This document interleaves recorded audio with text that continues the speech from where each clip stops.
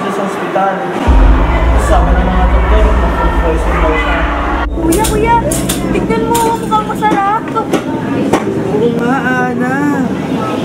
Oo, ayan. Pag nagugutom ka, titingin ka na lang dito, ha? Dok, ano po nangyari sa kapatid ko? Dok, okay lang po ba siya? Dok, ano na po ba lagay niya? Ano po yung sakit niya? Malala po ba, Dok? Nako, nagkaroon na kami ng kaibigan namin na matay dahil sa sakit. Ang ano na namin din mangyari yun. Matapang pa, Dok mo. Ana! Kuya Drew? Kuya! Tinadhana na atang pagsamasamain kami mga batang wala nang ang ilaw ng tahanan, wala pang haligi. Ayan, lagi tuloy kaming gutom.